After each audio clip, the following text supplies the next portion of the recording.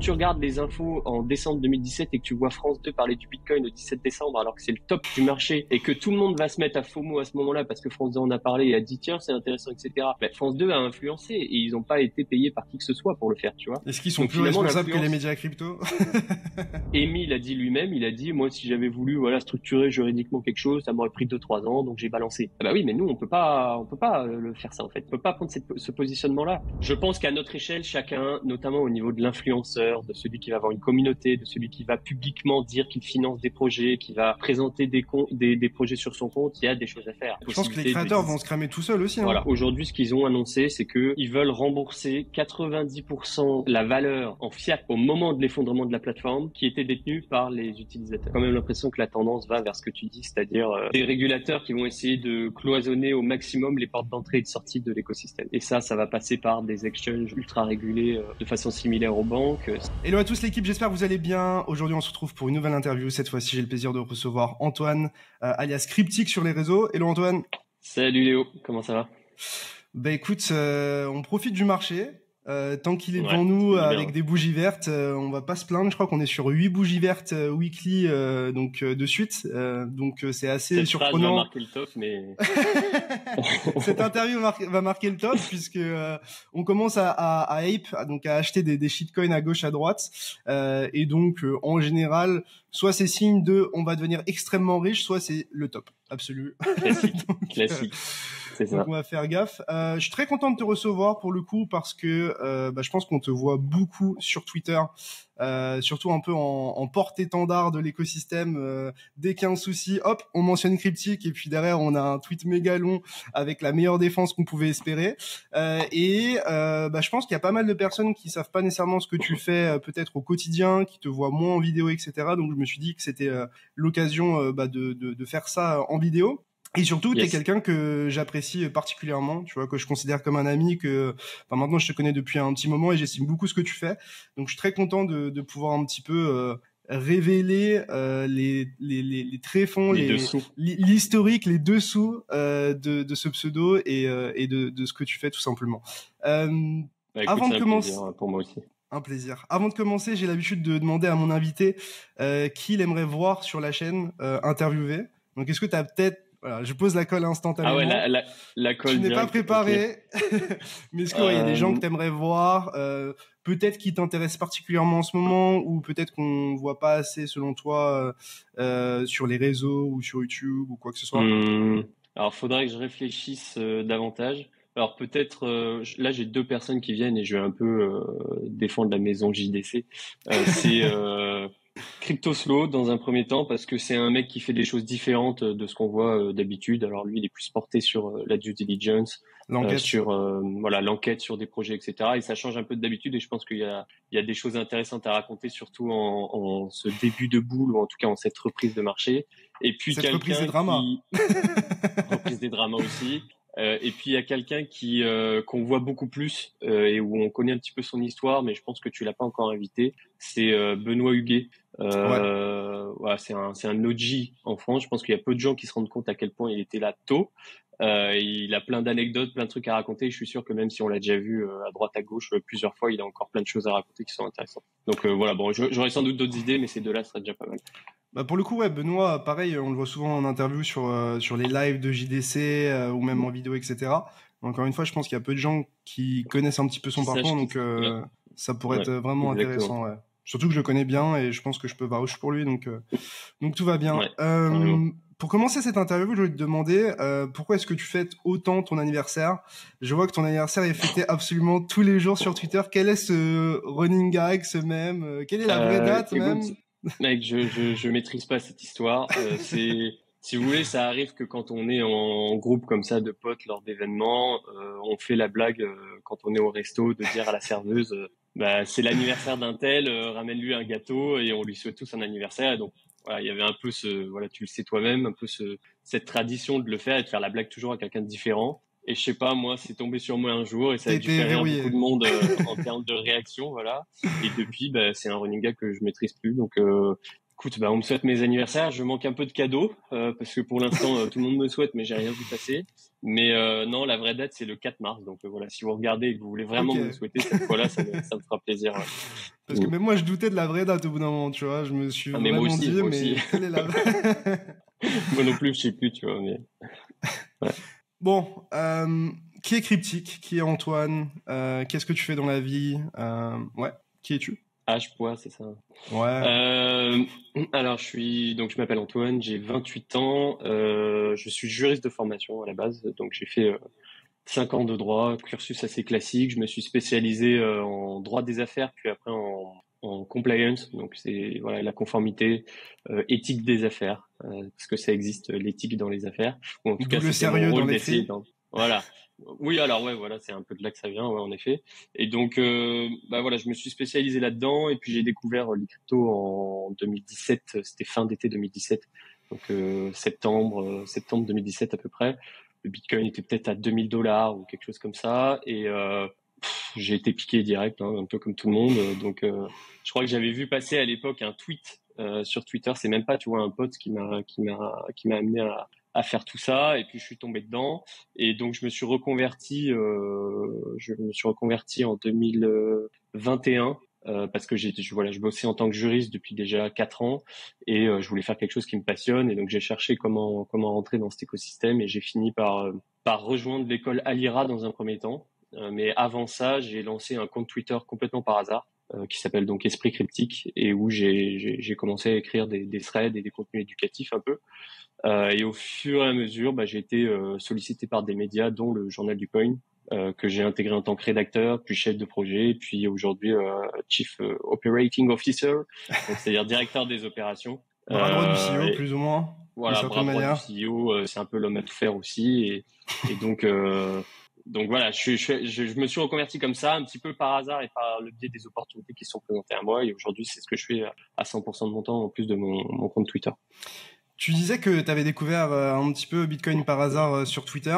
En général, quand on lit un truc sur Twitter qui est intéressant, on l'oublie assez rapidement. Qu'est-ce qui a fait que, bah, pour le coup, tu as peut-être un peu plus insisté que, Ouais. enfin, VS un autre sujet que tu aurais pu voir aussi intéressant sur Twitter? Bah alors c'était par pur hasard, moi tu vois, donc c'était pas un pote qui m'en a parlé ou quoi. Je suis vraiment tombé sur un tweet qui parlait de Litecoin à l'époque. Moi, tu vois, c'est vraiment le bon vieux temps, hein. Et Litecoin en fait avait fait ce jour-là une performance, je sais plus, enfin avait pris 100% ou quelque chose comme ça, comme Attiré on par voyait le en pump. 2017. Et donc moi je vois ce truc, je me dis ok, ouais, qu'est-ce que c'est? Quand j'étais petit, j'étais pas, enfin petit, vraiment petit, ouais, j'étais passionné de trading ou en tout cas ça me fascinait. Mon père investissait un peu en bourse et donc je me souviens avoir passé des après-midi à regarder les charts. Enfin, vraiment, c'était quelque chose qui me stimulait de fou. Donc, c'est un peu ce biais-là que j'ai dû retrouver à ce moment-là. Et donc, je me suis dit, bon, bah, qu'est-ce que c'est que ce truc? J'y connais rien. Litecoin, j'avais déjà entendu parler plus ou moins de Bitcoin, mais voilà, de façon superficielle, j'avais plein d'a priori. J'étais juriste, donc, enfin, en dernière année de droit, donc bon, c'est pas en droit qu'on va parler finance, économie, etc. Et donc je me suis dit, bah, je vais aller chercher un peu plus loin, et je pense que j'ai passé ce soir-là plusieurs heures à checker, et voilà, à commencer à dérouler un peu le fil comme ça. Et ouais, et en fait, j'ai été séduit assez vite par la spéculation évidemment, mais aussi par l'idéologie qu'il y avait derrière Bitcoin, tu vois, notamment où ça me parlait niveau politique, idéologique, ça c'était des choses qui me parlaient. Et donc après, en fait, j'ai continué à m'intéresser à tout ça parce qu'il y avait le marché aussi. Et donc on a tous surfé sur la fin de la vague de 2017, toi le premier, Léo, avec Capet qui était sur les réseaux d'ailleurs que je salue parce que c'est un des premiers que j'ai dû suivre comme beaucoup. Et donc j'ai continué tout ça et fin 2017, ben ça a été voilà le gros crash ou plutôt début 2018. Et là je me suis dit ok, soit t'apprends pour un petit peu comprendre comment ça se passe et qu'est-ce que c'est vraiment, soit tu vas te rétamer et à nouveau reperdre tout ce que tu avais gagné. C'est ce qui s'est passé quasiment. Voilà.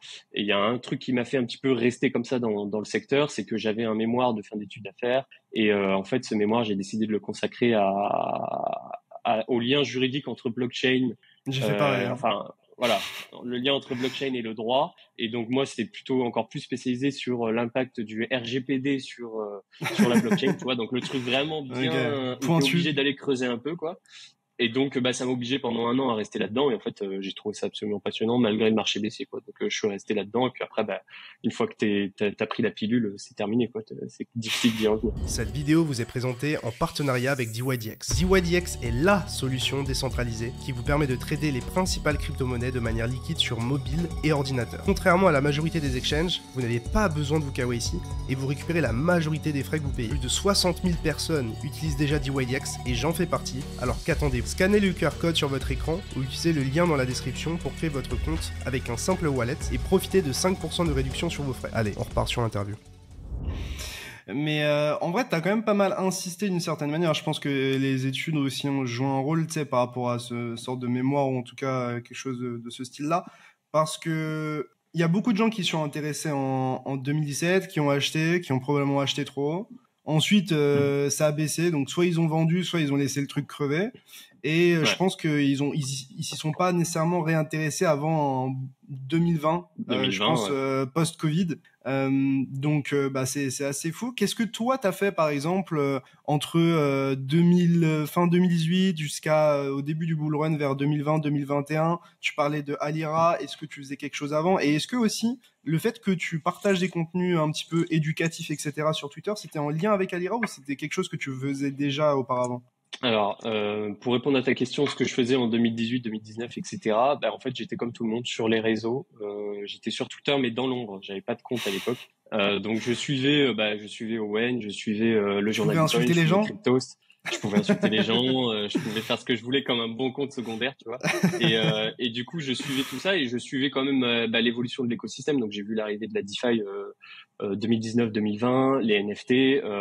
Je me renseignais, en fait, je passais, je pense, vraiment 2-3 heures par jour à lire sur les réseaux ou sur des sites internet ou à regarder des vidéos sur le sujet. Donc voilà, j'étais là, mais dans l'ombre. Et après, c'est plutôt du coup en 2021 où là, je me dis durant toute l'année, ok, je suis rentré d'un an d'Australie et ces 1 an d'Australie m'ont fait dire, bon, ton taf c'est sympa, mais il faut vraiment que tu fasses quelque chose qui te plaît au quotidien. Tu prends pas de risques, t'as pas d'enfants, t'as pas de dettes, tente quelque chose, quoi, tu vois. Au pire, voilà. Et à ce moment-là, je rentre d'Australie. Et je signe un CDD du coup avec un grand groupe français. Et je me dis t'as 1 an de CDD, mais après ça tu trouves quelque chose, quoi. Et donc fin 2021 arrive la fin de mon CDD. À ce moment-là, j'avais prévu du coup de faire Alira en 2022. C'était une session en février 2022. Et avant ça, en fait, on est en novembre 2021 et je me dis là, ça sent le top. Il y a beaucoup d'euphorie sur les réseaux. Et ça donc, sent le top, je me mets full time. Alors c'est ça, mais ça sent le top. En fait, je Comme vois moi, passer. si jamais. Ouais, je me souviens très bien que t'avais dit que tu passais full time à ce moment-là. Ouais. Et ça sent le top et donc je me dis, je vois passer des messages qui me font dire, ok, il faut réagir à ça et partager l'expérience que j'ai vécue en 2017, 2018, 2019 où j'ai vu ce que c'était un bear market, à quel point ça faisait mal et si ça peut aider des gens et les informer, voilà. Et donc je crois que c'était le 5 novembre 2021, donc à une semaine du top, je fais un thread qui s'appelle qu'est-ce qu'un vrai bear market et où je décris en fait je me souviens plus de ça, voilà. C'est ouf quand même. Et donc à l'époque j'avais 50 abonnés, hein, donc il y a pas voilà, mais Okay. mais je fais ça et en fait j'explique comment on vit un bear market, quoi. Enfin la difficulté, à quel point ça peut être long, à quel point les semaines de baisse peuvent s'enchaîner, ce que j'ai traversé. Et donc j'essaye de faire prendre conscience à certaines personnes ce que c'est, quoi. Et donc le thread prend un truc de fou, ça finit à 1500 likes alors que j'ai 50 abonnés. En 2 jours, j'ai 1000 abonnés. La semaine d'après, j'en ai 3000. Et je me prends au jeu, quoi. Donc je continue à faire des threads et en fait c'est parti comme ça. Au bout de 2 semaines, j'ai des médias qui commencent à me contacter pour écrire pour eux.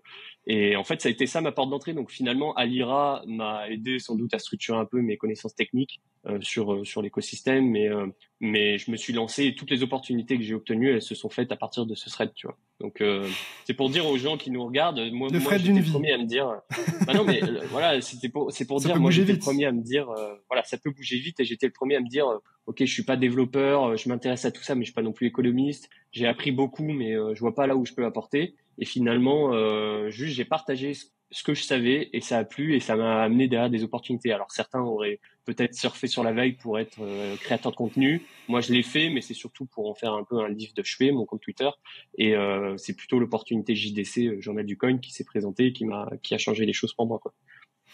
Pour le coup, moi aussi, ça a accéléré assez fortement, dans le sens où moi, quand même, j'étais quand même très impliqué, mais plutôt en backstage, pas forcément publiquement, mais j'avais quand même un Twitter perso sur lequel je tweetais plein de trucs, dont de la Léo crypto, mais c'était DPS. pas le feu. Exactement. Le Je me compte souviens. du ban absolu avant CryptoPixel. Et je faisais des choses, c'est à ce moment-là où j'ai fait le trône, etc. Mais juste de fil en aiguille, en faisant plein de choses, etc.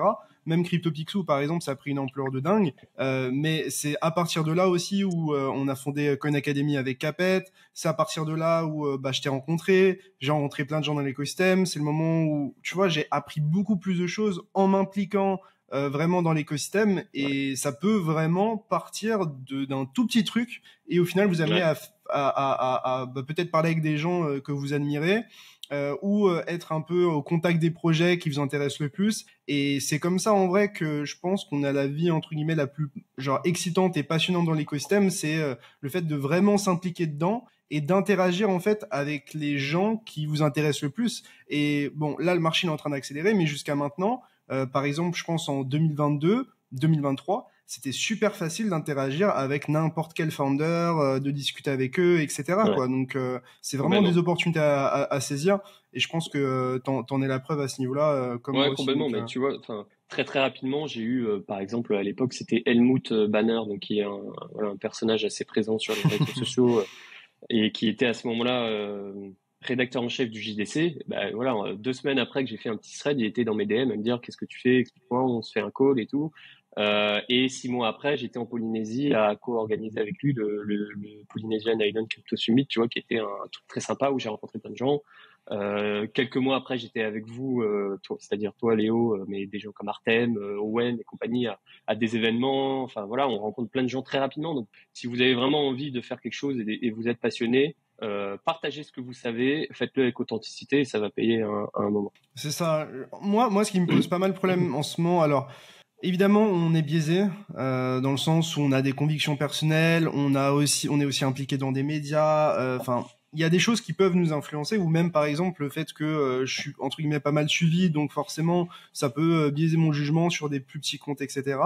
Mais tu vois, vraiment, moi, le farming d'engagement, c'est un truc, ça me fatigue. C'est-à-dire que, en vrai, il n'y a pas de mal, entre guillemets, je sais pas, peut-être à faire un coucou à gauche, à droite, mais ça doit rester, entre guillemets, un petit plus par rapport enfin, chacun fait ce qu'il veut, mais ça doit rester un petit plus. Le point central, ça doit être vraiment d'apporter des choses qui sont intéressantes et qui te ressemblent et pas, genre, parler de choses pour parler de choses, juste pour gagner des followers. Genre, je pense que plus c'est naturel, plus c'est authentique, plus en fait vous allez partager des choses qui sont intéressantes et différentes de ce que les autres voient.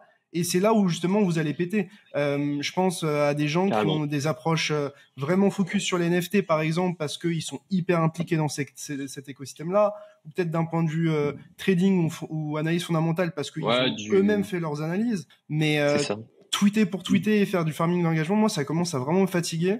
Et enfin, je sais pas l'opinion de ça, mais c'est ce qu'on voit avec la reprise des marchés, c'est qu'on voit aussi le retour des opportunistes entre guillemets, tu vois, c'est les gens qui sont là en effet pour en faire un business. Ça tweete pas pendant un an et hop, ça revient. Voilà, ça tourne pas pendant un an et ça revient parce qu'il y a de l'intérêt, etc. Donc c'est vrai je pense qu'il y a beaucoup de gens qui sont restés là pendant ce bear market à continuer d'expliquer, à partager leurs opinions, leur vision de l'écosystème et tout.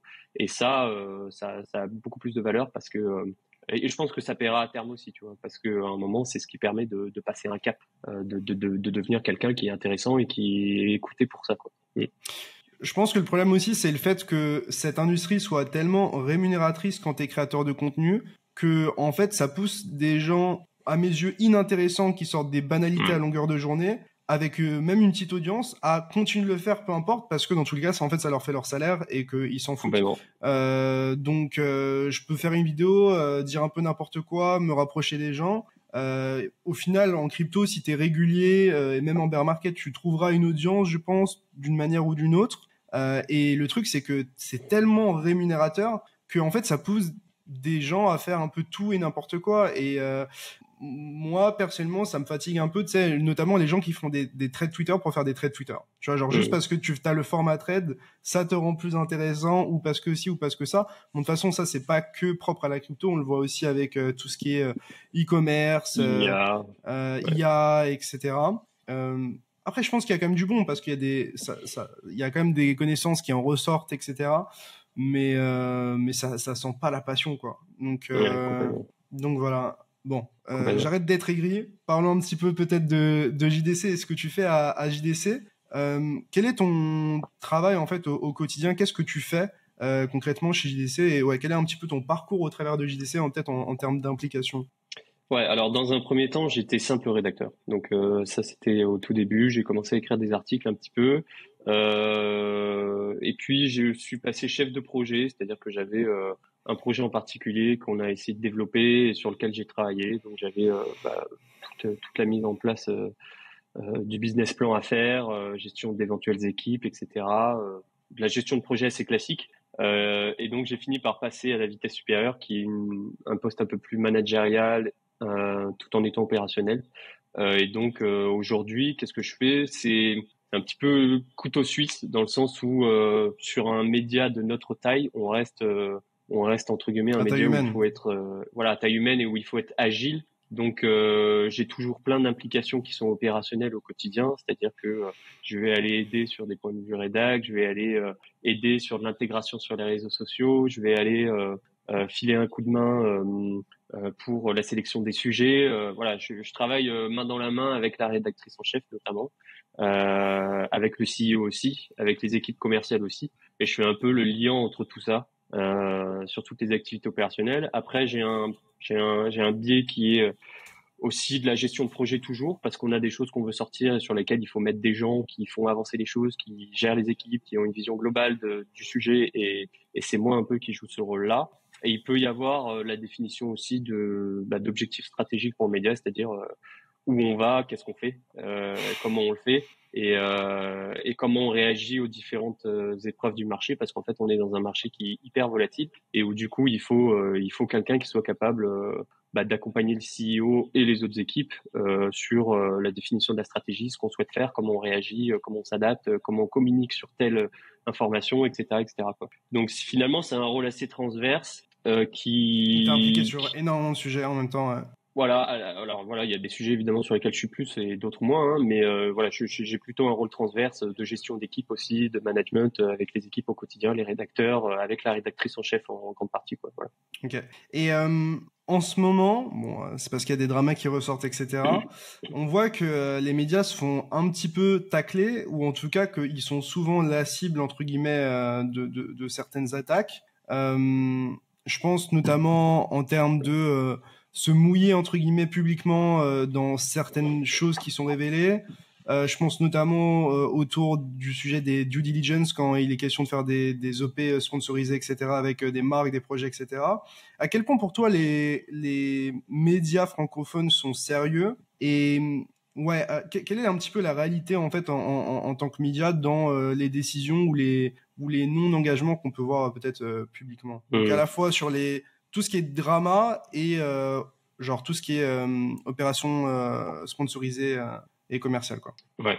Alors sur ce qui est du sponsoring, en fait, je pense qu'on est confronté en fait quand on est média crypto aux mêmes contraintes que n'importe quel média. C'est-à-dire qu'on a tendance à croire que parce qu'on traite de l'actualité crypto, ça change tout. Finalement, non. Un média traditionnel, il y a 3 grandes contraintes. J'ai eu l'occasion d'en parler à Surfing Bitcoin dans un panel auquel j'ai participé. Les 3 grandes contraintes, pour moi, c'est faire de la qualité, c'est se financer et c'est rester indépendant. Et donc, on peut presque, tu vois, parler de trilemme. Hein. On parle de trilemme de la blockchain, mais c'est un peu ça, le trilemme des médias. Et où, en fait, en tant que média, on va essayer d'être les 3. Voilà, c'est difficile d'être les 3 et on va essayer de se positionner pour être agir de façon la plus équilibrée possible. Et ça se retrouve dans la société classique, mais ça se retrouve dans nos médias, enfin dans les médias classiques, mais dans nos médias aussi. Et donc il y a plusieurs solutions pour parvenir à se positionner comme ça, et ça passe souvent par un choix au niveau du mode de financement. Tu as plusieurs choix. Tu peux choisir par exemple de faire de la levée de fonds. T'en as qui font ça, c'est-à-dire ils lèvent de la dette auprès de business angels ou d'entreprises ou voilà. Et donc ils délèguent entre guillemets une part de la propriété de leur boîte à quelqu'un d'autre. Ils se diluent. Faire du sponsor. Ouais, ils se diluent. Tu peux aussi faire, et du coup ils amènent aussi des gens qui ont potentiellement leur mot à dire sur ce qui va être fait par le média, tu vois. Donc ça a aussi son implication en termes d'indépendance, qui est un des autres angles du trilemme. Après, Et tu as peut-être le juste moyen aussi. sur rebondir sur ça, enfin pour rebondir sur ça, de te couper.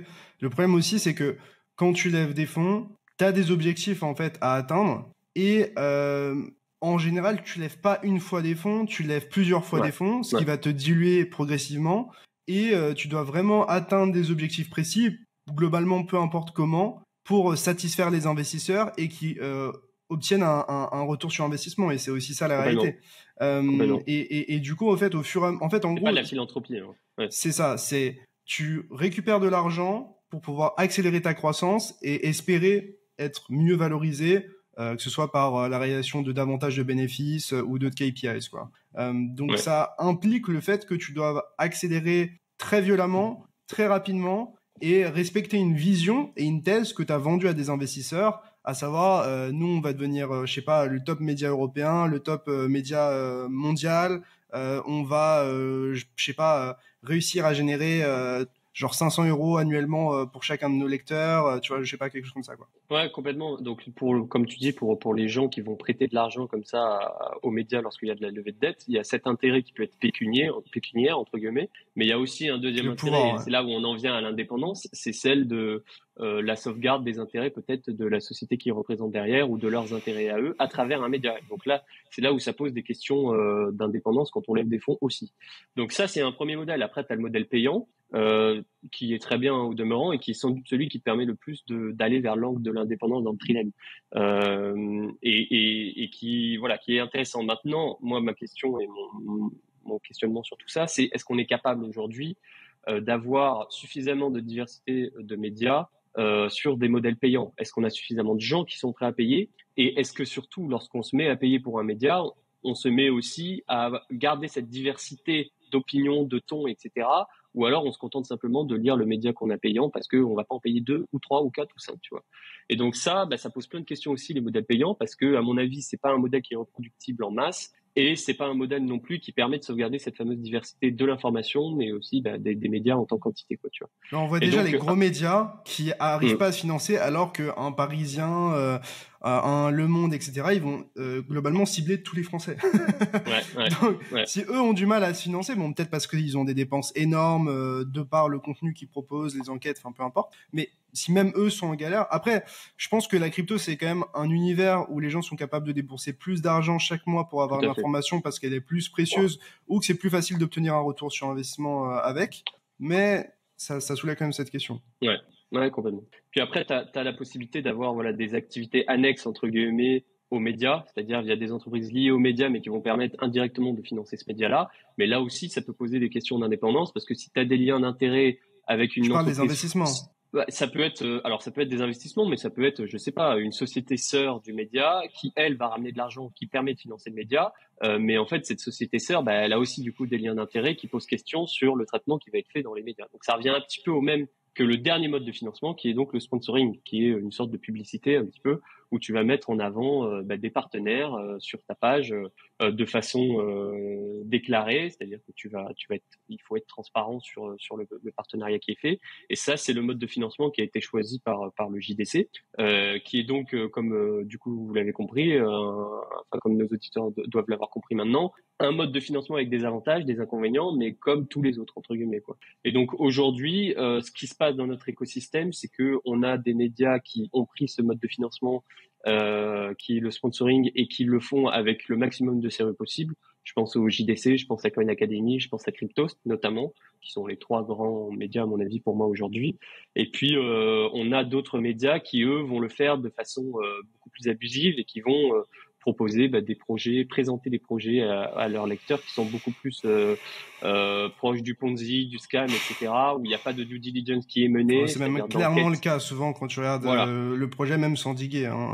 voilà, tout à Ça fait. saute aux yeux, quoi. Tout à fait. Et donc nous, le JDC, tout simplement, les associés ont choisi au moment de fonder tout ça, de se financer de façon interne, de ne pas passer par la levée de fonds. Donc il n'y a aucune entreprise qui détient aucune part dans le JDC. Le JDC est détenu par les fondateurs et les Comme Khan quelques Academy, actionnaires. pour le préciser. Voilà, voilà, exactement. Et donc c'est ce mode de financement-là qui a été choisi pour justement garder cette indépendance qui est celle des fondateurs, qui est celle de ceux qui ont monté le média et avec la vision qu'ils avaient au moment de monter ça. Et donc, on a un système de sponsoring où on essaye d'être au maximum, le maximum possible transparent, où voilà, on a des sortes un minimal de transparence qu'on essaye de communiquer et qu'on essaye tous d'avoir ce type d'un peu de ligne directrice à suivre pour garder notre intégrité vis-à-vis de ce qu'on présente, où on a un refus de peut-être 99%, 95% des sponsors qui nous sont proposés. Ça, c'est l'envers du décor, c'est qu'on a des gens en interne qui passent leur temps finalement à analyser, évaluer les risques associés à certains projets. Le sérieux de certains projets, l'intégrité, et donc voilà, c'est comme ça qu'on fonctionne aujourd'hui. Il y a des pour et des contre, mais en tout cas, c'est un système qui a permis au JDC de rester vivant depuis maintenant 6 ans. Et vu l'écosystème dans lequel on est, c'est déjà un bel exploit parce que c'est très difficile de traiter l'actualité médiatique de ce secteur. Il se passe des choses tout le temps, ça change tout le temps. Il faut être capable de réagir tout le temps. Il faut être capable peut-être parfois à 23 heures de sortir une breaking news parce qu'il y a une info en lundi, une heure mardi, qui va sortir, qui va samedi, voilà. dimanche. C'est il peut y avoir quelque chose qui va changer. Ouais, exactement. Il peut y avoir quelque chose qui va changer la face de l'écosystème en quelques minutes, quoi. Avec FTX, par exemple. Je pense à FTX. Par exemple, je pense à l'UST, Luna, etc., tous les Black Swan qu'on a pu connaître. Et donc, voilà, il y a un besoin d'agilité très important. Et donc, je pense qu'on peut déjà être fier d'avoir réussi à survivre, d'avoir des milliers d'articles publiés sur le site, des centaines de vidéos sur YouTube, des milliers de tweets aussi, et de réussir à entretenir ça depuis 6 ans en survivant à chaque bear market. Je pense qu'il est important, ce qui est important de préciser, c'est que le fait que, par exemple, on ait décidé de pas recevoir d'investissement, par exemple, du côté du Journal du Coin ou de Coin Academy, ça n'enlève pas que nous-mêmes, on peut être influencé en tant que fondateur ou même actionnaire, dans le sens où on peut déjà, de 1, avoir nos propres convictions, et aussi de 2, tu peux être naturellement biaisé parce que tu regardes dans l'écosystème. C'est-à-dire que, par exemple, moi, à un moment, je me suis beaucoup intéressé aux NFT. Et du coup, par exemple, moi, j'ai influencé probablement les autres associés à couvrir aussi davantage les NFT que, par exemple, d'autres médias l'ont fait, parce que c'était ce qui portait notre intérêt à un moment, et parce qu'on trouvait ça intéressant à présenter. Tout comme ça peut être le cas avec Solana, tout comme ça peut être le cas avec, je sais pas, certains Layer 2, etc. Donc, au final, il y a pas mal de nos convictions aussi personnelles et d'intérêts personnels qui ressortent aussi dans ce qu'on couvre. Donc, c'est là où aussi tu peux avoir peut-être un doute sur les sujets qui sont traités, mais après le truc c'est que c'est très difficile de dire on va traiter genre de la même manière tous les sujets avec le même temps de parole ou le même temps d'attention. C'est juste pas réalisable, donc voilà, je voulais ouais, vas-y. Je vais te dire, juste pour compléter ce que tu dis, je crois pas en la neutralité journalistique, tu vois. Parce qu'en fait, déjà, la neutralité, c'est quoi? Je pense que si on demande à 100 personnes dans la rue, il y aura 100 réponses différentes en termes de neutralité journalistique. Et que, en fait, comme tu dis, il y a derrière, jusqu'à ce qu'on soit remplacé par des IA, en fait, il y a des gens derrière. Et encore, même les IA seront biaisés. Voilà. Mais il y a des gens derrière chaque article, derrière chaque choix de rédaction. De mots, et donc, voilà, les mots utilisés, les sujets abordés, l'implication qui y est mise, il y a toujours des biais. L'objectif, c'est d'être le maximum objectif, justement, de rester malgré tout objectif, d'essayer d'influencer le moins possible le lecteur, même si en fait, finalement, la couverture médiatique d'une actualité, c'est de l'influence. Le lecteur, lui, il va ressortir influencé de la façon dont on a traité un article, tu vois. Le tout, c'est que, comment dire...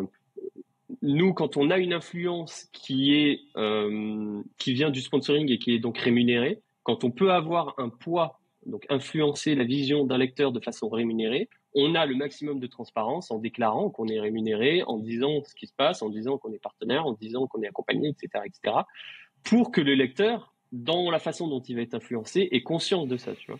Mais je veux dire, l'influence, elle est partout. Elle est pas d'ailleurs représentée que par la rémunération. L'influence, quand tu regardes les infos en décembre 2017 et que tu vois France 2 parler du Bitcoin au 17 décembre, alors que c'est le top du marché et que tout le monde va se mettre à FOMO à ce moment-là parce que France 2 en a parlé et a dit tiens, c'est intéressant, etc. Ben, France 2 a influencé et ils n'ont pas été payés par qui que ce soit pour le faire, tu vois. Est-ce qu'ils sont plus responsables que les médias crypto?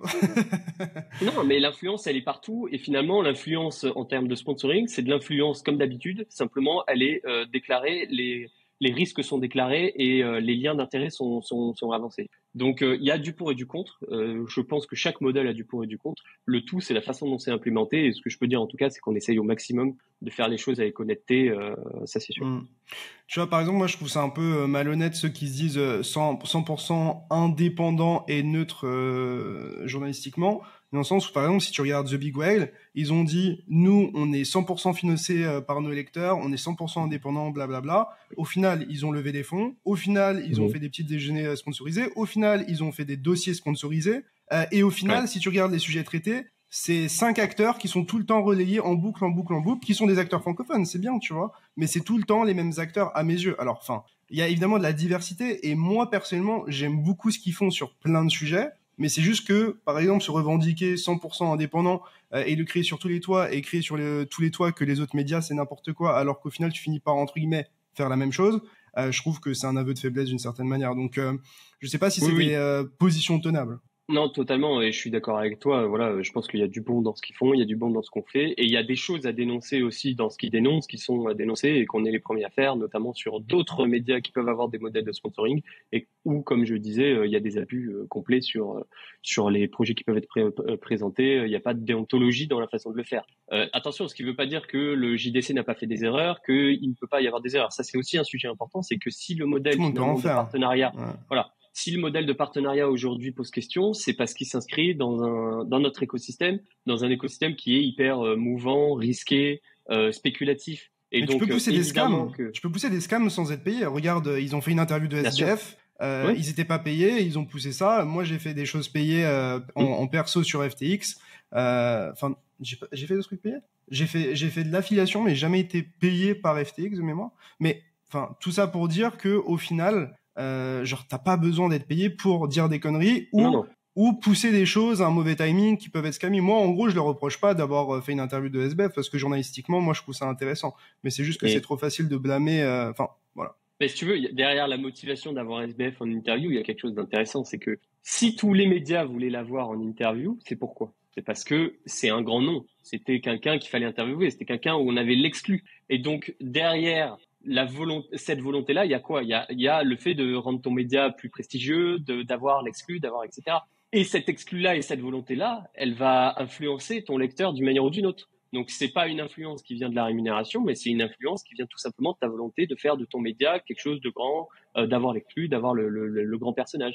Donc, finalement, le sujet de l'influence et de l'indépendance des médias, parce que finalement, c'est un prisme, hein, c'est un peu pareil, il se retrouve partout. Il se retrouve pas que quand il y a de la rémunération. Et ce qui est dommage, c'est justement qu'on qu'on jette au feu cet aspect rémunération, qui est en fait simplement un moyen pour la plupart des médias de réussir à bien se placer dans ce trilemme des médias.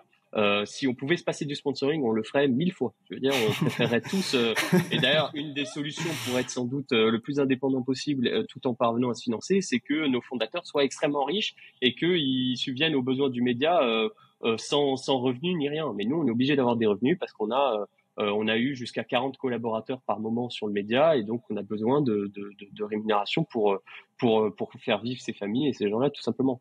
Donc c'est un sujet très intéressant et ça peut être débattu pendant des heures, mais c'est vrai que le procès qui est parfois fait est un petit peu compliqué parce que je pense que avec avec un peu de recul sur ce qui s'est passé ces dernières années, on a quand même certes un cercle restreint, mais un cercle de médias sérieux qui apporte beaucoup, qui couvre l'actualité quotidiennement. Moi, je pense que The Big Whale est très sérieux, tu vois. J'aime beaucoup plein de choses qu'ils font. C'est juste la démarche, par exemple, que j'ai critiquée. Tu vois, je tiens à nuancer mon propos dans le sens où, pour moi, c'est juste la démarche qui m'a pas plu publiquement. Par contre, sur leur travail et sur ce qu'ils font, moi, personnellement, de ce que j'ai lu, j'aime beaucoup. J'ai été même membre fondateur. J'ai acheté le pass fondateur dès le début et je continuerai à regarder ce qu'ils font. Donc voilà. Je pensais que c'était intéressant d'aborder ce sujet-là quand même parce que, c'est peut-être un sujet de personnes qui sont en backstage, etc. Mais au final, tout le monde consomme d'une manière ou d'une autre le contenu des médias ou le contenu des fondateurs. Donc, je pense que c'est assez important d'en parler. Et je voulais peut-être parler de cette deuxième partie davantage un petit peu sur les dramas et les affaires sensibles. Je pense notamment entre guillemets aux révélations ou en tout cas de ce qu'a avancé Amy, donc Dark Amy sur Twitter. De quel œil est-ce que tu vois ce qu'il a publié ou même ce qu'il fait Et que penses-tu un petit peu des informations qui ont été publiées jusqu'à maintenant? Est-ce que peut-être tu as eu le temps de faire tes recherches, etc.? Alors c'est très complexe, pour être honnête, parce que finalement le fond est vertueux. Je pense que, et moi je suis le premier à avoir dénoncé certaines choses, certaines pratiques, certaines tendances dans l'écosystème, et je pense qu'on a un écosystème où il y a un nettoyage très important à faire sur certaines façons de voir les choses, de faire les choses. Donc la démarche de vouloir améliorer l'existant entre guillemets, elle est bonne et elle est même valeureuse, tu vois. Et je pense qu'on a besoin de personnes comme ça. Maintenant, et je sais qu'il va pas apprécier que je dise ça, mais la forme en effet est questionnable. C'est compliqué parce que d'un côté, moi, je serais pour une procédure juridique, qu'une procédure juridique se mette en place en bonne et due forme. Mais qui va y aller? Voilà, en tant que bon juriste aussi, mais qui va y aller? Et je comprends aussi les remarques de Emilien quand il dit que finalement, ça va mettre des années, que peut-être justice ne sera pas faite, que tout le monde ne sera pas au courant, etc. Je comprends quand il dit ça aussi parce que c'est une réalité. Donc c'est très compliqué parce que je pense que il y a des choses qui sont entre guillemets questionnables et qui posent question. Le problème, c'est qu'on n'a pas de réponse en face. Mensonges. Voilà. Alors déjà, il n'y a pas de réponse en face, mais il y a aussi quelques mensonges, tu vois, qui ont été au début véhiculés. Moi, quand c'était ce que Emilien appelait des mythos, je me suis dit en effet, ça prouve qu'il y a quand même des choses pas très nettes. Mais voilà, pour être acteur au sein d'un média de l'écosystème, on va pas faire un article. Un tel a menti. Flash News est mis à tweeter. Faut qu'on puisse baquer les informations. C'est compliqué parce que ça prouve, ça montre malgré tout qu'il y a un certain vice derrière la façon dont la personne a présenté certaines choses, mais en même temps, on va pas en faire, voilà. Par contre, il y a eu des faits derrière qui ont pu être révélés et avancés qui portent plus sur de la manipulation de marché, détournement de biens sociaux, etc. Et là, c'est beaucoup plus grave, entre guillemets. C'est quelque chose qui est important de traiter et en même temps, au sein d'un média, on est obligé de sourcer et de vérifier ce dont on va parler. Ça peut paraître banal et parfois ça a pu ne pas retranscrire dans ce qui a été fait par les médias parce qu'il y a des erreurs qui peuvent être faites. Mais on essaye au maximum quand on partage une information de la vérifier de façon exhaustive. Et encore plus lorsque ça porte sur des accusations finalement qui sont personnelles, qui portent sur des accusations graves, on est obligé de vérifier tout ça. Et donc, à partir de ce moment-là, quand on regarde ce qui est sorti, voilà, c'est ça. La question, c'est que ce qui est sorti est très intéressant, mais c'est d'une complexité sans nom parce que c'est l'imbrication d'analyse on-chain, de vérification dans le passé, de témoignages de personnes. Donc, ça demande de pouvoir avoir le témoignage de suffisamment de personnes qui acceptent peut-être de révéler leur identité, de nous donner les bons éléments. Mais quand on avance, par exemple, un screenshot d'une conversation, face à la justice, ça vaut pas grand-chose parce qu'on doit pouvoir prouver finalement que ça s'inscrit dans un contexte, tu vois. Sinon, moi, je peux sans doute prendre un screenshot d'une conversation que j'ai eue avec Topixou où tu m'as dit quelque chose qui pourrait être répréhensible. Et inversement, tout le monde, parce que sorti de son contexte, c'est facile de le faire. Donc, la difficulté pour un média dans ce type de circonstances, c'est de se dire, OK, est-ce qu'on peut y aller, est-ce qu'on peut pas y aller? Quel risque on prend si on y va ou pas, parce qu'il y a des risques juridiques? Et est-ce qu'on peut surtout y aller en étant sûr que ce qu'on présente au lecteur est vérifié et vérifiable, tu vois? Et ça, c'est beaucoup plus compliqué, ça prend du temps. Émile a dit lui-même, il a dit, moi, si j'avais voulu, structurer juridiquement quelque chose, ça m'aurait pris 2-3 ans, donc j'ai balancé. Ah bah oui, mais nous, on peut pas le faire ça, en fait. On peut pas prendre ce positionnement-là. Et donc voilà, ce qu'on a déjà fait dans le passé, au sein du Journal du Coin, c'est qu'on a dénoncé des arnaques, des scams, des choses comme ça. Et, on a parfois été poursuivis pour ça, quand bien même ce qu'on disait était totalement vrai, hein, mais simplement, un mot de travers dans un article peut t'amener devant les tribunaux, ou même pas un mot de travers, simplement un procès pour diffamation peut t'amener devant les tribunaux et demander à ce que le média se défende. Et quand on veut se défendre en justice, ça coûte de l'argent. Et un média n'a pas obligatoirement de l'argent pour se défendre, parce que contrairement à ce qu'on pourrait penser, on n'est pas la main gauche des VC de l'écosystème qui serait financé, qui roulerait sur l'or, etc. Voilà, un média comme le nôtre pendant ce bear market, et Léo, tu peux en témoigner, je pense, ce sont des médias qui ont eu du mal à survivre, qui ont dû prendre des décisions difficiles, qui ont dû faire des sacrifices, parce que c'est pas en bear market, on a réduit nos effectifs, on a fait des décisions en termes de contenu, de réduire peut-être certains contenus et d'augmenter la cadence, la fréquence d'autres contenus. On a dû se séparer de certaines personnes. Peut-être certains ont fait des efforts sur la rémunération en échange peut-être de promesses de meilleure rémunération future, des choses comme ça. Enfin, bon, après, je sais pas ce que font les autres médias, mais dans un sens, je pense que tout le monde s'est serré la ceinture, ou en tout cas a fait des efforts assez importants pour être sûr d'être en capacité d'exister demain. Donc après, on n'est pas non plus, voilà, je vais pas faire le crypto miskin, on n'est pas les plus à plaindre non plus. On est quand même renseigné sur pas mal de sujets avec, en relation avec, comment dire, les projets. Donc moi personnellement je trouve ça passionnant, et puis au-delà de ça on a aussi des opérations commerciales qui peuvent aussi être très rémunératrices. C'est juste qu'en fait tout ça est assez volatile, quoi. Tout ça est volatile et tout ça demande quand même à penser à la survie du média. Et quand il s'agit de faits comme des faits qui pourront relever de la diffamation sur des accusations qui pourraient être proférées sur un article, c'est très compliqué parce que on ne peut pas se le permettre tout simplement. Et donc voilà, on a des gens qui travaillent sur le sujet et qui suivent ce qui se passe, mais c'est des ressources à consacrer à temps plein quotidiennement pendant peut-être des mois pour peut-être pas grand-chose, parce qu'on peut aussi tomber sur le fait qu'il y a rien, quoi, en fait. Donc c'est très complexe, et la meilleure façon pour qu'un média en parle, ça serait probablement qu'une action en justice soit intentée, parce que un média peut simplement commenter. Je crois que c'est ce qu'il essaie de faire. Hein. Ouais. Donc un média peut simplement commenter voilà le fait qu'il y a une action en justice qui est menée contre un membre de l'écosystème. Là, il n'y a pas de diffamation, c'est quelque chose qui est totalement vérifiable, qui sont des faits publics, voilà. Donc c'est très complexe comme sujet. Je comprends un petit peu la frustration de certaines personnes sur les réseaux sociaux, tout comme je comprends les contraintes auxquelles on peut être soumis, parce que je les vis au quotidien à travers le JDC, quoi. On a vu des accusations au regard de Julien Bouteloup de la part de Amy. Je pense que ces accusations vont au-delà de Julien Bouteloup, par exemple, même du côté de Mark Zeller ou même de Cryptomatrix. Quelle question ça soulève de ton côté en termes de transparence? Est-ce que on est assez transparent ou pas? Quelles mesures on peut prendre? Parce que on parle régulièrement de ce sujet-là, mais qu'est-ce qu'on peut faire? Voilà. Comment on pourrait améliorer la situation selon toi? Qu'est-ce qu'on peut mettre en place pour éviter que ce genre de sujet, ce genre de choses reviennent souvent sur le devant de la scène et soit aussi problématique aussi pour le public? Parce que moi, personnellement, je comprends que quand il y a quelqu'un qui me dit qu'il achète quelque chose et qu'au final il le vend dans mon dos et que c'est quelqu'un en qui j'ai confiance ou que je suis depuis très longtemps, etc., ça puisse poser problème. Alors je pense que les gens qui sont plaints jusqu'à maintenant, c'est même pas les communautés des gens concernés, mais plutôt des gens extérieurs, ce qui est assez fou d'ailleurs.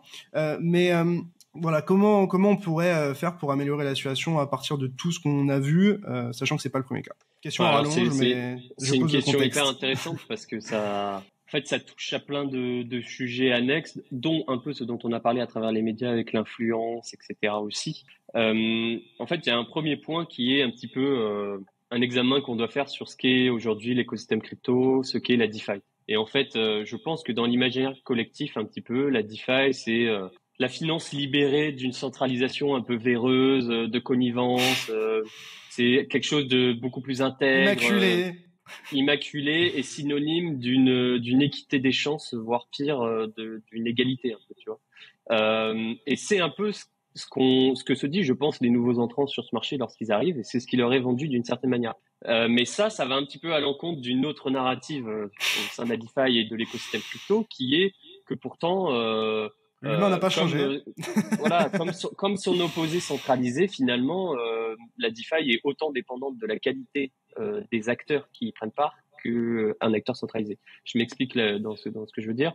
Les protocoles, finalement, dans la façon dont ils fonctionnent, n'ont pas encore, et n'arriveront sans doute, à mon avis, jamais, à contenir les risques de débordement de certains acteurs, et surtout à faire converger les intérêts de toutes les parties prenantes à un projet, tu vois. Les parties prenantes, ça va être ceux qui vont financer un projet jusqu'à ceux qui vont l'utiliser ou acheter son token. Et donc, à partir du moment où on n'arrive pas comme ça à faire converger un petit peu les intérêts de toutes les parties prenantes, on va avoir des problèmes, tout simplement parce que on va aller contre la narrative initiale qui est celle d'une finance un peu immaculée, décentralisée, etc.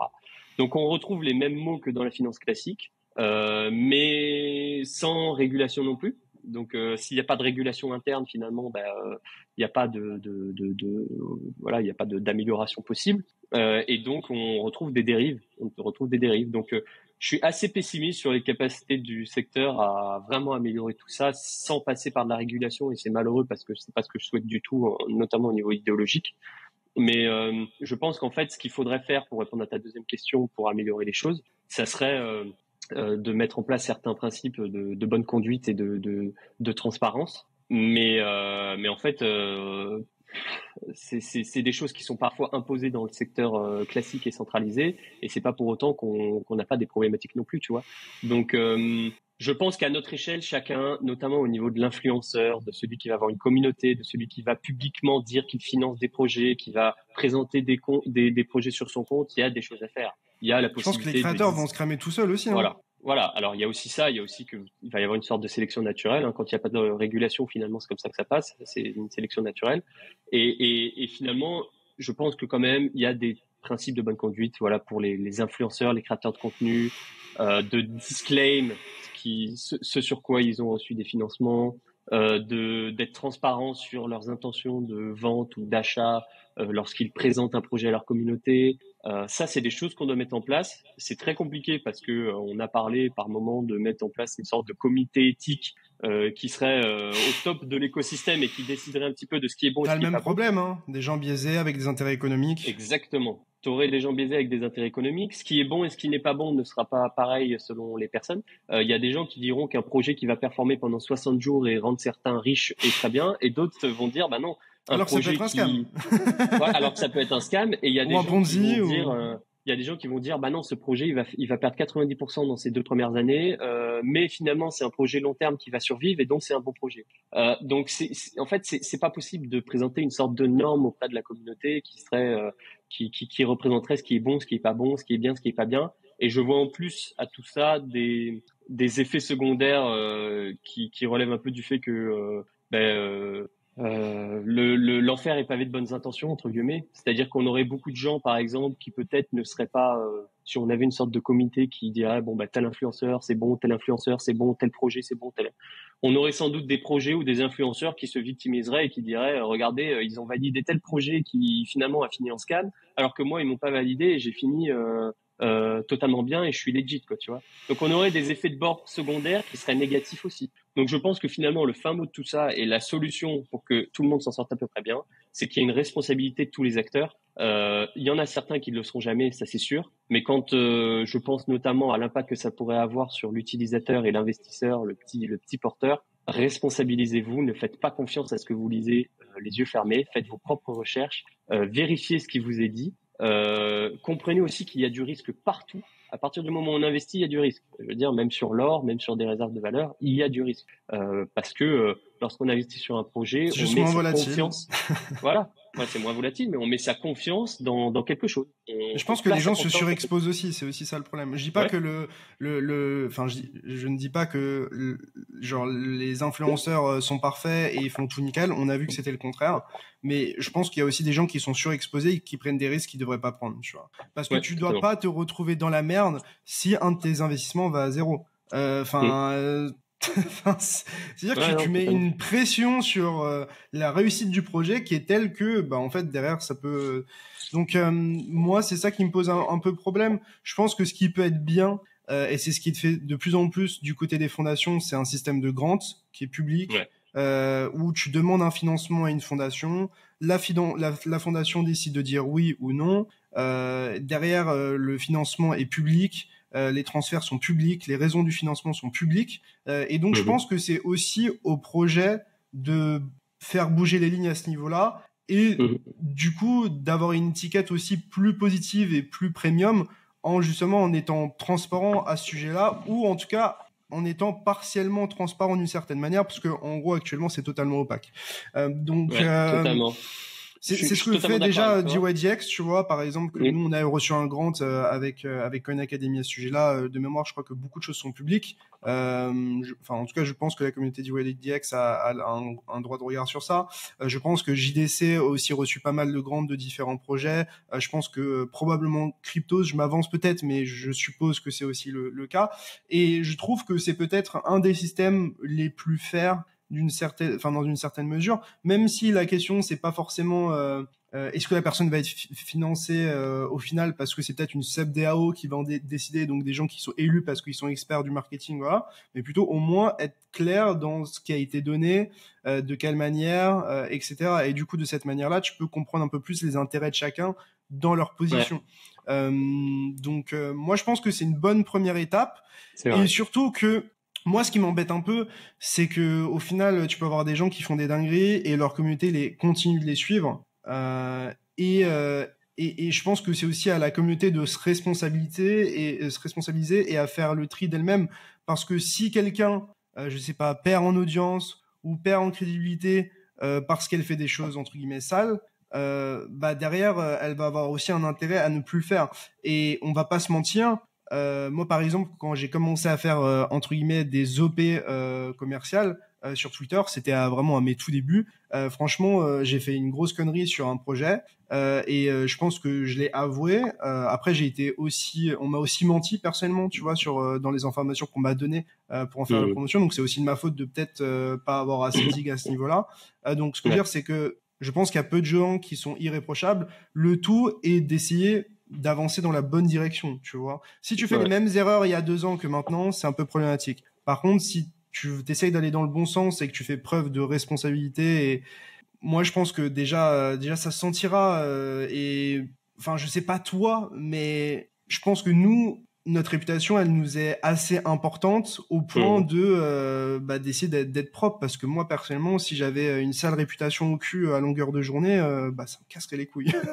Donc peut-être que pour d'autres c'est ok, mais Totalement, mais c'est en ça que tu vois, si on revient à ce que fait Amy, il y a de l'utilité derrière parce que c'est sain que on ait un tri qui soit fait aussi en interne, notamment sur un système qui traite de sujets décentralisés. On a besoin d'une sorte de régulation interne et parfois de gens qui vont aller dénoncer parce que, comme tu dis, peut-être ça va forcer faut que d'autres ça à parte être de plus dans. quelque part à un moment au final. Voilà, voilà. Donc je veux pas que mon propos laisse penser que je suis contre ça. Au contraire, je suis totalement pour et c'est totalement sain. J'ai juste quelques réflexions sur sur la la forme. Je forme. pense qu'on pourrait aller encore plus loin, mais voilà. Et dernière chose sur ça, il faut évidemment que les personnes qui commettent des infractions qui sont déjà couvertes par la loi soient sanctionnées, tout simplement. Donc on n'a pas besoin obligatoirement de loi d'influenceur ou je sais pas quoi. Il y a des infractions déjà qui couvrent la fraude, la publicité mensongère, des choses comme ça, la manipulation de marché, le détournement de biens sociaux, etc.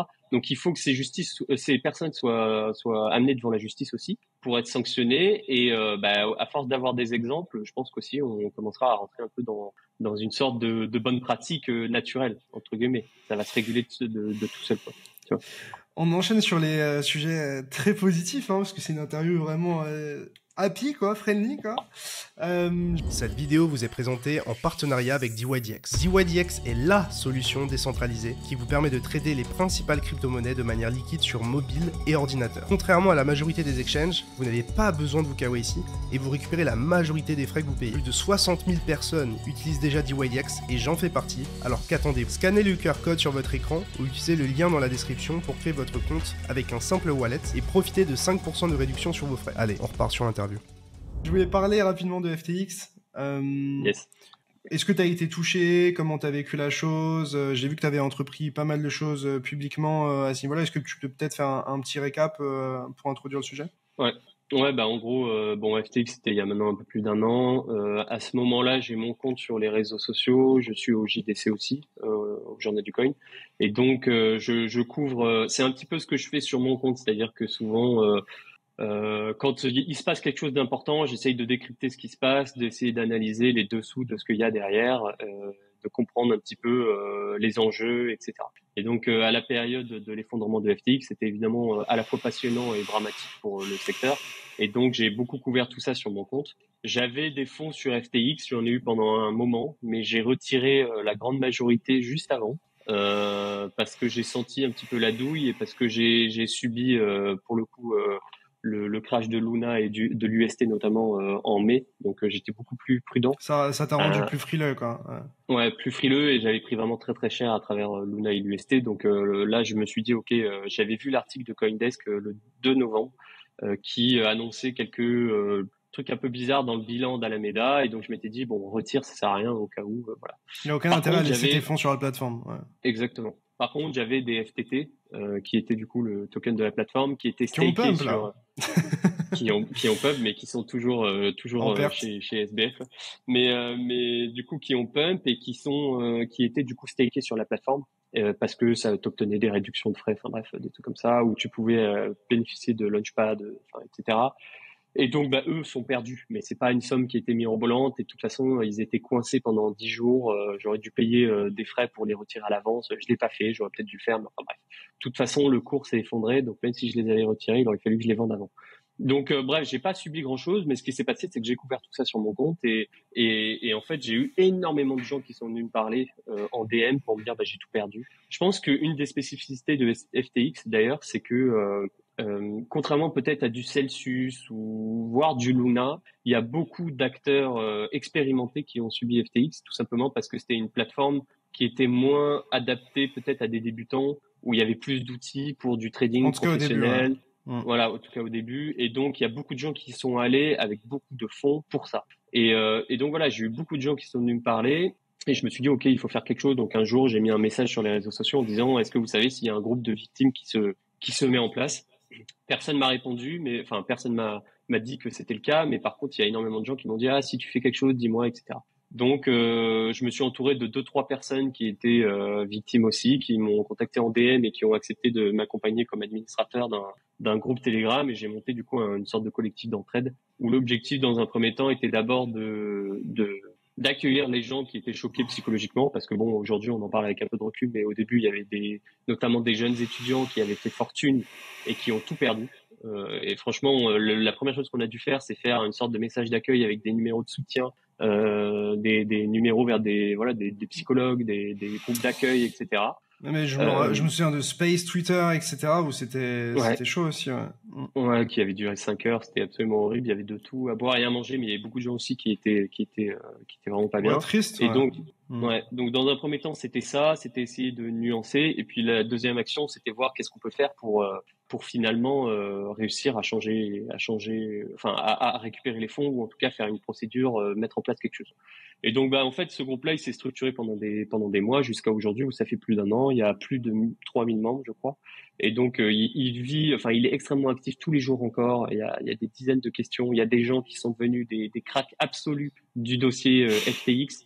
Bien plus que moi d'ailleurs. Donc moi, ça m'a forcé évidemment à me tenir au courant de cette affaire, et j'ai pris cœur. Mais il y a beaucoup de gens, voilà, qui aujourd'hui fournissent un travail de renseignement de la communauté, des gens qui arrivent sur le groupe pour les informer, qu'est-ce qui va se passer, qu'est-ce qu'il fallait faire, qu'est-ce qu'il faut faire, etc. Qui est vraiment fou. Donc j'en profite pour les remercier d'ailleurs. Et voilà, c'est devenu une petite communauté de gens qui se soutiennent et qui espèrent récupérer leurs fonds, et on a bon espoir parce qu'il y a quand même pas mal de choses qui vont dans le bon sens, quoi. Je voulais pas nécessairement parler du procès, mais peut-être un petit peu de tout ce qui est remboursement. Est-ce que tu as des informations sur quand, quel montant, ce genre de choses? Et est-ce que tu avais vu ce que disait Arthur Hayes à ce sujet-là dans ton interview? Ouais. Je sais plus ce qu'il disait. Alors j'ai vu ton interview, mais je sais plus ce qu'il disait, donc je me rappelle.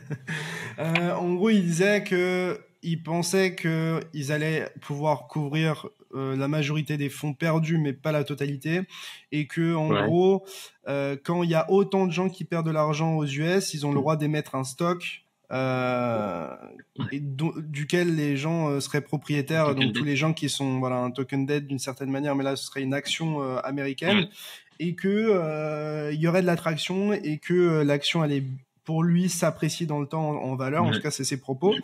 Est-ce que tu partages ce qu'il a pu dire? Qu'est-ce que toi t'en penses?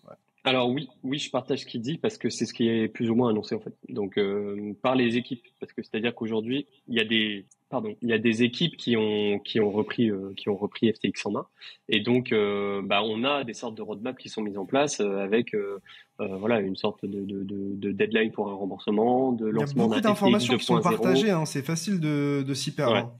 Ouais, alors il y a énormément d'informations, c'est parfois des dossiers aussi un peu juridiques sur la forme, quoi, donc c'est un peu Ouais, compliqué. donc Mais en incompréhensible. gros, si tu veux, aujourd'hui, ce qu'ils ont annoncé, c'est que ils veulent rembourser 90% de la valeur en fiat au moment de l'effondrement de la plateforme qui était détenue par les utilisateurs. C'est-à-dire que si vous déteniez 100 USDT sur FTX au moment de l'effondrement, vous pourriez récupérer 90 USDT. Par contre, si vous déteniez des bitcoins ou d'autres crypto-monnaies qui, au moment de l'effondrement de FTX, étaient plus basses Que maintenant? qu'aujourd'hui, eh ben là, vous êtes un peu perdant parce que bon, c'est bien, vous récupérez 90%, mais d'un truc qui a pris x3 depuis. Donc, vous vouliez peut-être récupérer non pas des fiat, mais des crypto-monnaies. Donc, pour le moment, ce qui est annoncé, c'est ça, c'est des fiat, 90%, on récupérerait la somme. Mais en parallèle, il y a ce fameux, en effet, soit token debt, soit départ en equity d'un FTX 2.0 qui serait lancé, où du coup les utilisateurs deviendraient actionnaires entre guillemets de l'exchange et verraient le différentiel manquant par rapport au cours actuel remboursé en fonction de la performance de l'entreprise. Et donc, ça deviendra un exchange en effet intéressant parce que je pense que s'ils arrivent à récupérer tout ce qui était back-end, non pas facilité pour Alameda de liquider tout le monde, mais les outils intéressants qu'il pouvait y avoir, ça restait un exchange qui était vraiment intéressant en termes d'outils, en termes du UX et du UI. Et en même temps, ils ont une base client qui est quand même importante. S'ils ont peut-être, je sais pas, plusieurs millions d'utilisateurs qui sont des sortes d'actionnaires et qui ont intérêt à trader sur la plateforme, c'est quand même sacrément intéressant pour FTX. Et puis, on peut imaginer aussi que s'il y a une relance, ça serait une relance Soit sur un super exchange, backé, super régulé, voilà, super backé, béton, super quoi. régulé, et donc Genre, tu sais que tu feras plus jamais faillite normalement sur voilà, donc FTX 2.0. Enfin, t'espères, les je suppose. regards, c'est ça, les regards Si je fais seraient 2 fois lancés faillite sur sur la FTX, c'est plateforme. chiant. Ah ouais, là, je pense que beaucoup de gens Rage quit de diraient que la c'est un gros crypto. bouffon. Beaucoup de gens diraient ouais, mais pourquoi t'es retourné sur ça et tout. Mais c'est vrai que s'il y a une relance, à mon avis, FTX serait un exchange de confiance parce que de confiance dans le sens où il y aurait une régulation derrière et ça serait backé à mort, quoi, comme Il y tu aurait dis. le FBI Donc derrière, quoi.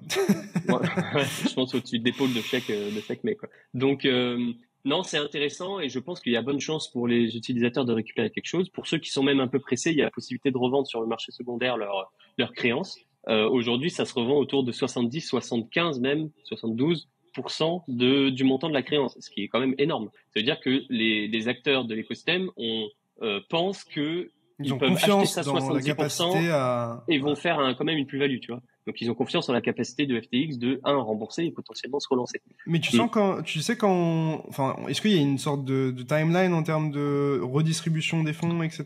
ou Ils en ont pas? parlé pour le premier semestre 2024. Maintenant, tu sais comment c'est. Il peut se passer 10 000 choses. Il y a aussi beaucoup de conflits juridiques entre différentes entités d'FTX qui font qu'il y a des fonds bloqués à droite à gauche. Je pense notamment à l'entité bahaméenne qui coince un peu sur certains trucs vis-à-vis de l'entité FTX International qui est gérée depuis les États-Unis. Donc en fait, ça sera dépendant un petit peu de tout ça. Donc il y a des choses qui peuvent être retardées, mais il y a moyen dans un monde idéal que vous récupériez une partie de vos fonds pendant un bull market et que ça puisse rendre tout le monde très content, quoi. Donc faut espérer ça et franchement ça serait une belle fin quand même parce que avec tout ce qu'on a traversé, je pense qu'il y a pas mal de gens qui ont tiré un trait sur cette somme-là et qui seraient plutôt très contents de récupérer au moins une partie, quoi. Donc Je voulais peut-être parler un petit peu régulation et de ce qu'on a pu voir avec Binance. ouais. Quels sont pour toi les plus gros points à venir en termes de régulation dans les 5 prochaines années? On entend beaucoup parler de MiCA et d'une sorte d'uniformisation en Europe. On sait aussi que ils veulent absolument tracer toutes les transactions à partir du moindre euro, plus ou moins. Et peut-être que ça pourrait retirer peut-être d'une certaine manière un certain intérêt à blockchain et aux cryptos, surtout si tu dois KYC Ouais. à chaque moment où tu détiens un stablecoin, par exemple, ce genre de choses. En tout cas, c'est ce que j'ai pu entendre. Voilà, quelles sont un petit peu, quelles sont les réalités et aussi tes perspectives à l'avenir sur ce sujet-là en termes de régulation. Ouais. Alors c'est un vaste sujet et c'est assez compliqué de savoir où on ira, même si j'ai quand même l'impression que la tendance va vers ce que tu dis, c'est-à-dire des régulateurs qui vont essayer de cloisonner au maximum les portes d'entrée et de sortie de l'écosystème. Et ça va passer par des exchanges ultra régulés de façon similaire aux banques. C'est ce qu'on a vu un petit peu avec Binance qui s'est fait taper sur les doigts et qui va sans doute rentrer dans le rang à travers un monitoring pendant plusieurs années. Ça va passer par des KYC, comme tu dis. Je pense que le régulateur ne va pas laisser passer certaines choses et que chaque prétexte sera bon pour justifier tout ça, que ce soit financement du terrorisme et du Hamas dernièrement en partie, que ce soit l'effondrement de FTX, que ce soit potentiellement l'empiètement des crypto-monnaies sur le système traditionnel. Et donc en fait, je suis assez pessimiste sur notre capacité d'éviter cette ultra-régulation du secteur. Maintenant, il faut espérer qu'on arrive quand même à pouvoir toujours faire des choses sympas sans être tracé sur tout ce qu'on fait. Mais j'ai vraiment des doutes et je pense que ça sera de plus en plus compliqué, que finalement, on va rentrer dans un écosystème qui va être de plus en plus proche du système traditionnel, qui va même peut-être s'y intégrer et s'englober dedans. Et on aura peut-être une chose je sais pas, qui différencie un petit peu le secteur du reste, ça sera sans doute Bitcoin, parce que Bitcoin a moins de surface d'attaque que peuvent en avoir la DeFi notamment, par exemple, à travers les stablecoins, et donc Ethereum. Et donc, je pense que Bitcoin restera un petit peu la seule chose anarchiste, cypherpunk, même si les portes d'entrée sur Bitcoin et les portes de sortie seront aussi cloisonnées. Ça sera un endroit où on pourra quand même potentiellement espérer transacter sans être censuré ou voir ses fonds gelés, etc. J'espère. Mais voilà, je suis assez pessimiste et ma vision des choses, c'est qu'on va aller vers. Il n'y a pas de raison que ça s'arrête. Tu vois, on est dans une dynamique croissante de régulation et ça va aller de plus en plus comme ça. Maintenant, je pense qu'on a quand même encore 3, 4, 5 ans peut-être devant nous avant qu'on ait vraiment quelque chose qui nous empêche de jouer au dégène comme on aime le faire. Tu vois. Est-ce que tu arrêterais de t'impliquer dans l'écosystème, par exemple, si on était amené à arriver à une sorte de point de non-retour que tu décris, peut-être, je sais pas. Non, je pense pas, parce que je trouve ça quand même passionnant et parce qu'il y a comment dire, on apprend plein de choses à travers les cryptos. Je pense que toi le premier, tu vois, sur la finance, sur l'économie, la politique, la géopolitique. Un autre moyen d'esquiver. Ouais, alors il y aura peut-être un autre moyen d'esquiver. Et je pense toujours, tu vois, comme pour Internet, qu'il y aura moyen. Sur Internet, tu peux passer par Tor et parce que les régulateurs, ils sont lents. Hein. Tu vois, le Bitcoin, ça a été créé il y a quasiment 15 ans, il y a 12 ans, 13 ans. Ouais. Enfin bref, il y a longtemps. Donc il a fallu autant d'années pour que ça bouge, quoi. Ouais. Ah non, mais je suis totalement d'accord. Ça va mettre beaucoup de temps, et je pense il va subsister quand même une petite poche de possibilités de faire des choses qui sont un petit peu non conventionnelles, comme on peut le voir sur Tor pour Internet ou des choses comme ça. Mais enfin, Tor, tu as 2% de la population qui l'utilise. Tu pourras pas onboarder autant de gens, quoi. Tu pourras pas onboarder et de toute façon l'onboarding il passera sans doute par un cadre régulé. Donc voilà, moi j'ai une sorte d'idéologie aussi et quand je me suis intéressé à cet écosystème, c'était aussi parce qu'il y avait quelque chose qui me dépassait un petit peu et qui était de l'ordre de l'idéologie, tu vois, qui était au-delà de la spéculation.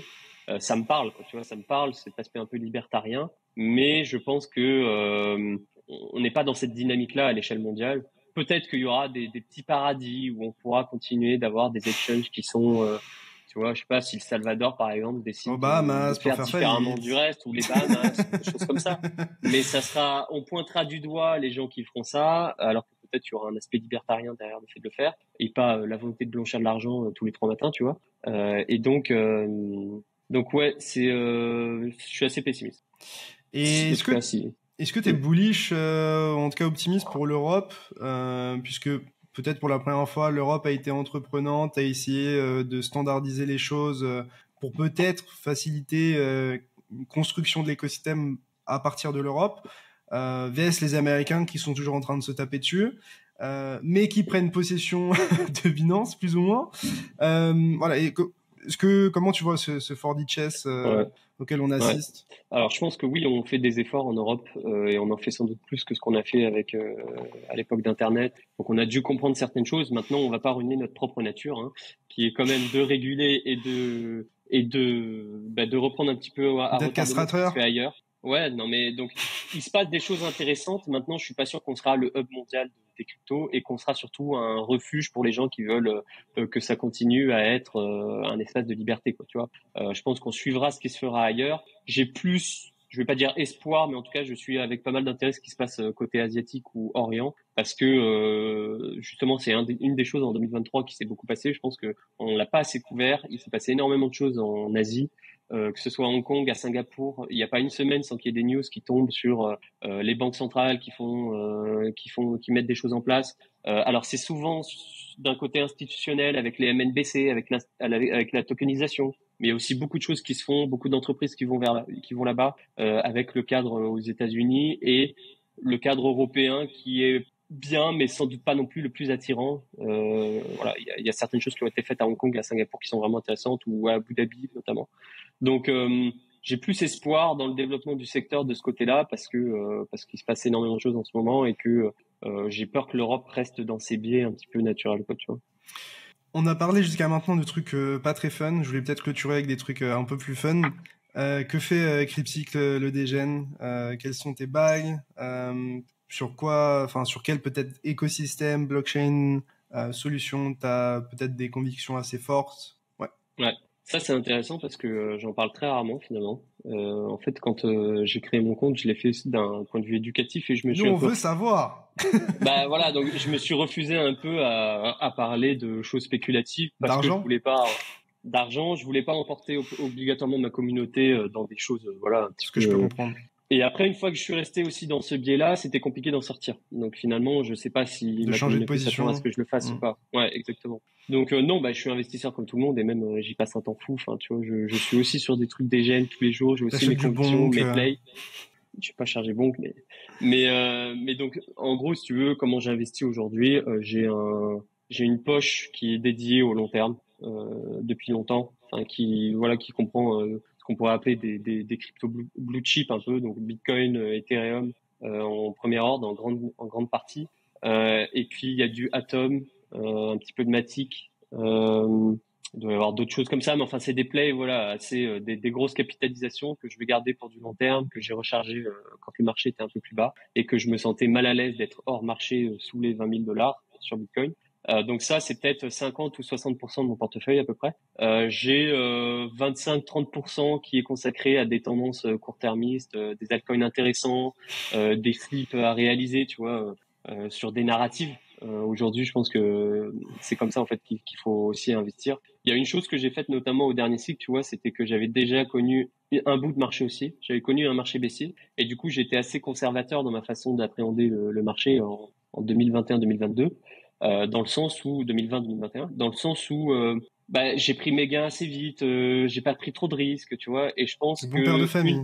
Bon père de famille, non mais c'est vrai, et je pense qu'il y a une leçon que je dois retenir de ce dernier cycle, c'est qu'il faut du coup que maintenant j'arrive à poser un peu plus mon cerveau, tu vois, parce que c'est aussi ça, notre écosystème, c'est un truc de zinzin, quoi. Il faut jouer avec, sinon tu n'en tires pas parti, et surtout tu n'en tires pas parti, mais tu risques de vouloir en tirer parti au moment où ça sera le top, parce que tu vas FOMO en te disant bon là cette fois c'est bon, je lâche tout, tu vois. Autant prendre un risque early. Plutôt que exactement. Donc je consacre une moitié à du sérieux et je garde sur le long terme, 30% à peu près à des altcoins en tendance qui ont bon espoir, que je conserve du coup davantage sur du hot wallet peut-être, sur lequel je vais jouer des plays ou liés à du fonda mais aussi parfois à de l'AT. C'est du price action, pur et dur. Je veux dire, tu regardes des ranges de consolidation. Bah non, mais tu regardes des ranges de consolidation au bottom et des sorties haussières. Bon, c'était ce qui a marché au dernier cycle, tu vois. Donc en ce moment, on est dans cette période justement où il y en a pas mal. T'es en train de me dire que l'analyse technique fonctionne? Bah oui, je pense que ça fonctionne. Et même s'il y a des gens qui pensent que ça fonctionne pas d'un point de vue purement technique, le simple fait qu'il puisse y avoir une prophétie autorréalisatrice fait que ça fonctionne, tu vois. Je veux dire, si tout le monde croit que sorti d'un range on va monter, ça monte. Enfin, donc voilà. Donc ou que au contraire on va aller liquider des gens pour réintégrer le range. Voilà. Donc derrière c'est simplement la psychologie de l'investisseur qui va faire qu'il est bon ou qu'il est pas bon. Mais évidemment que ça marche, quoi. Donc j'ai ça et ensuite je dirais peut-être encore 10% de stablecoin et peut-être 10% de trucs que je mets sur des leviers parce que j'ai compris aussi qu'il fallait que j'ai ce petit aspect un petit peu dégène pour éviter sur mes bagues plus sérieux de le faire, tu vois. Défrustré par la suite, etc. Voilà, exactement. Donc je consacre 5 à 10% en me disant bon, c'est quelque chose que tu es prêt à perdre, mais en même temps, ça satisfait un peu mon gambling naturel et qui est important d'avoir parce que ça fait partie de notre écosystème, quoi. Ok, bah écoute, je te remercie pour ce temps et ces réponses qui ne sont pas forcément faciles vu les questions. Je te laisse peut-être le mot de la fin. Est-ce que tu avais quelque chose à ajouter pour les personnes qui sont restées jusqu'au bout? Peut-être quelque chose d'inspirant ou pas du tout? Déjà, merci à toi, c'était très cool. Je suis sûr qu'il y aura encore plein de sujets à aborder, donc je suis chaud déjà pour une prochaine. Mais Moi aussi. non, je dirais, franchement, je sais que beaucoup de gens arrivent dans ce secteur pour l'aspect spéculatif, et c'est normal, c'est la porte d'entrée évidente, et n'importe qui est intéressé par ça, même les maximalistes Bitcoin, hein, faut pas se leurrer. Par contre, il y a tellement de choses à apprendre dans ce secteur, dans cette industrie. Ça ouvre tellement de portes vers voilà, des gens intéressants, des choses intéressantes, des thématiques intéressantes. Moi, voilà, j'ai jamais autant appris que depuis 6 ans que je suis dans le secteur à aller dérouler ce que c'est que l'économie d'un côté, à comprendre la finance, la création monétaire, la politique, la géopolitique, à regarder des discours de Jérôme Powell à 20h le soir dans mon canapé, enfin des trucs. Donc, des trucs que j'aurais jamais fait et qui finalement nous permettent de mieux comprendre le monde qui nous entoure. C'est bateau de dire ça, mais je pense qu'on est un peu dans une société. Voilà, on est dans une société où on a un peu abandonné la compréhension du monde qui nous entoure et où et surtout comprendre la monnaie, quelque chose que tout le monde veut. Alors, la monnaie, déjà, c'est un truc qui régit notre vie au quotidien et il y a personne qui comprend rien. Donc ça, c'est vraiment ultra intéressant, ultra intéressant. Mais c'est ça pour tout. C'est ça pour tout. Finalement, on délègue notre connaissance à des médias, notamment, par exemple, qui vont au quotidien nous dire qu'est-ce qui se passe et comment l'interpréter. Et donc, il faut réussir à garder cet esprit cryptique, pour le jeu de mots, cet esprit critique pour justement réussir à mieux comprendre le monde qui vous entoure et à être plus indépendant dans dans vos choix, dans votre vision de ce qui se passe. Donc, aller dans cet écosystème, moi je dirais aux gens qui sont peut-être sceptiques et qui pourraient un jour tomber sur cette vidéo, regarder la spéculation, c'est hyper intéressant. Ça fait aussi partie de la vie et c'est hyper intéressant pour apprendre sur soi-même en termes de psychologie. Mais ouvrez-vous aussi l'esprit à tout ce que ça entoure, tous les sujets sur lesquels ça déborde. Et c'est ce qui a motivé, je pense, la création de mon compte Twitter, c'était de faire comprendre aux gens qui sont un petit peu dans le cliché, dans les idées reçues que, ok les gars, c'est complexe, il y a plein de choses à apprendre et tu peux pas tout jeter parce que ça veut dire que t'as rien cherché si tu jettes tout, tu vois. Enfin, et pourtant, je suis le premier à être critique. Donc voilà, c'est vraiment aller à fond, rencontrer des gens aux événements. Tu vois, Léo, on disait qu'on est devenus des potes, c'est parce qu'on s'est vu à des événements. Et franchement, on s'est pas vu parce qu'on a des comptes sur les réseaux ou je ne sais quoi, tu vois. On s'est vu parce qu'on s'est mis à se parler. Parce que voilà. Alors il y a des gens avec qui on parle pas et il y a des gens aussi qui sont entre guillemets pas sur les réseaux, qui sont pas actifs dans l'écosystème et à qui on a parlé et avec qui on s'entend bien, tu vois. Donc venez parler aux gens, renseignez-vous. Il y a que du bon à venir. Il y a aussi du mauvais, ça viendra. Mais pour le moment, il y a plus de bon, je pense, à court terme. Donc profitez et instruisez-vous parce que c'est hyper important, quoi. Bah écoute, merci pour tout ça. Pour ceux qui te suivent pas, je pense que vous êtes quand même beaucoup à suivre Antoine. Esprit Cryptique sur Twitter, n'hésitez pas à aller le suivre. Ah, je mettrai tous les liens en description. Non, ça s'affichera pas là. T'as pas de monteur qui va afficher. Non, je suis pas haute. mais ça s'affichera directement en texte, en description, voilà, et en commentaire épinglé. Mais voilà, encore merci pour ton temps et on se retrouve très vite pour une nouvelle interview prochainement, je l'espère. Tchuss. Merci à toi. Ciao, ciao tout le monde.